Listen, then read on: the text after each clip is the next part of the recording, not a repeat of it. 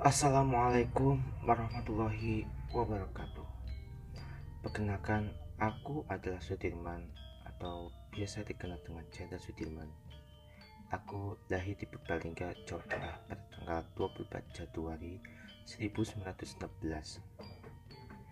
Ayah saya, Kasih Kartawiladji, merupakan seorang pekerja di pabrik gula Kalibagor Banyumas, dan ibu saya, Siem, merupakan keturunan Wedana Rembang.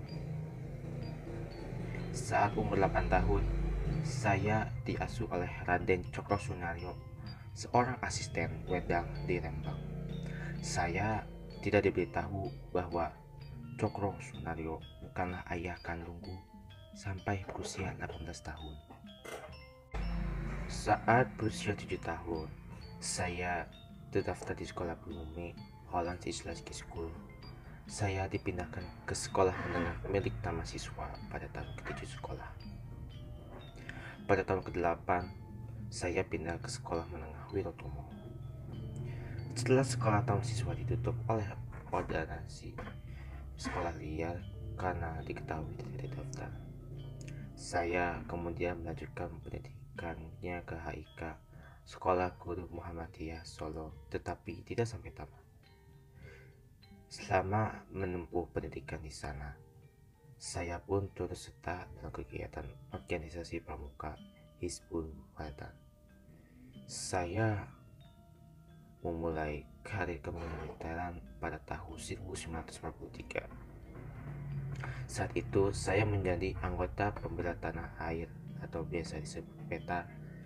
Setelah selesai pelatihan di Bogor, saya mendapatkan pangkat Sodarko dan menjadi komandan batalion PETA di Kroya, Jawa Tengah.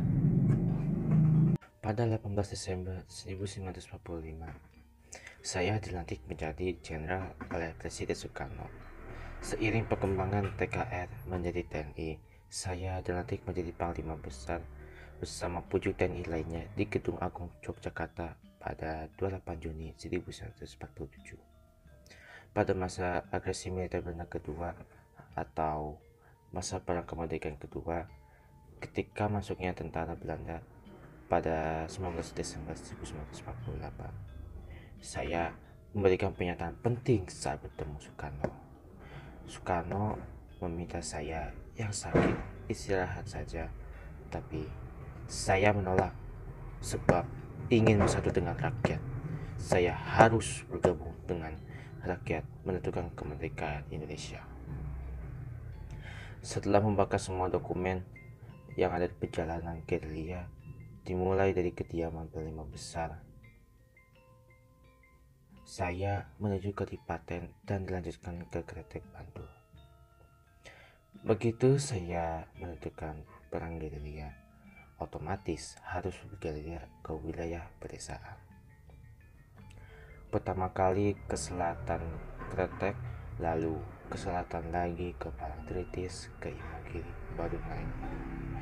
Karena sakitnya diderita tidak memungkinkan saya berjalan kaki untuk menetapkan melanjutkan gerilya. Saya ditandu oleh para pengikut setia saya. Setelah dari Imogiri naik ke pangkal perjalanan, dilanjutkan menuju Paliang Gunung Kidul menggunakan lokar, berhenti sejenak di sana, lalu ke Wonogiri. Di Wonogiri saya berhenti, bahkan mendapat gempuran-gempuran dari Belanda yang mempunyai intelijen. Selama perjalanan gerilya, saya memakai nama samaran Bapak Gede Abdullah Lelono Putra atau Pak D.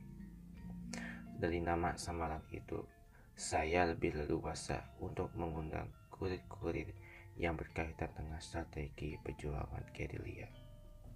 Surat-surat yang dibuat saya sangat menentukan strategi perang gerilya terkait serangan umum 1 Maret 1949. Saat pasukan saya sedang bergerilya di Yogyakarta, dilancarkan serangan umum yang dikenal dengan serangan umum 1 Maret 1949. Adanya serangan umum ini menunjukkan pada dunia internasional bahwa Indonesia dan kekuatan militer yang masih ada, dan membuktikan kebohongan Belanda yang menyatakan Republik Indonesia dan TNI telah hancur.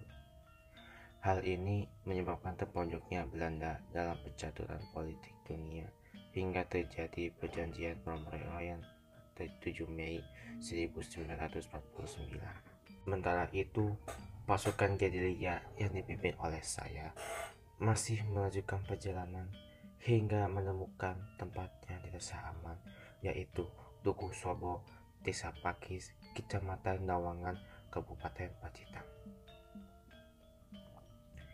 Sebagai markas komando digunakan rumah milik Karso Sumito. Dari rumah sederhana inilah saya bersosialisasi dengan masyarakat setempat. Di desa Sobo ini, saya betul-betul selalu bekerja sama dengan masyarakat pedesaan, karena saya mengatakan sudah sejak dulu saya tanpa masyarakat atau rakyat tidak akan bisa menumpas penjajah. Gerilya kita ini selalu bersendikan rakyat. Pada 29 Juni 1949, Yogyakarta telah kembali dan kondisi keamanan sudah kondusif. Presiden, wakil presiden, dan para pemimpin yang lain tiba di Bandara Makuwo dari pengasingan pada 6 Juli 1949. Saat itu hanya saya yang belum tiba di Yogyakarta. Misi pendudukan yang pertama di Sobo itu ada tokoh penting yang pada waktu itu menyajikan saya untuk ke Jogja kembali ke ibu kota Republik, yaitu Rosihan Anwar, wartawan Menur, dan Letkol Soeharto. Di dalam suatu pembicaraan, saya mengatakan nanti dulu dan tidak akan cepat-cepat menentukan langkah masuk kota Jogja, sebab Belanda itu sangat licik. Akhirnya, pada Juni, penjemputan dilakukan oleh Sri Sultan Hamengkubuwono IX beserta stafnya waktu itu yang ada di Jogja untuk menjemput saya di Piungan. Sampai di kota Jogja, saya langsung menuju Gedung Agung untuk bertemu Presiden Soekarno dan Wakil Presiden Muhammad Hatta. Satu hal penting pada saya dan Presiden Soekarno adalah pernyataan saya waktu itu, yaitu mulai hari ini kita tidak boleh dijajah lagi oleh bangsa lain. Jadi kita harus 100% merdeka dan berdaulat penuh. Demikianlah perjalanan hidup yang saya berawal bukan siapa-siapa menjadi seorang pahlawan Indonesia. Semoga perjalanan hidup saya bisa menjadi inspirasi pemuda-pemudi Indonesia. Sekian, terima kasih. Wassalamualaikum warahmatullahi wabarakatuh.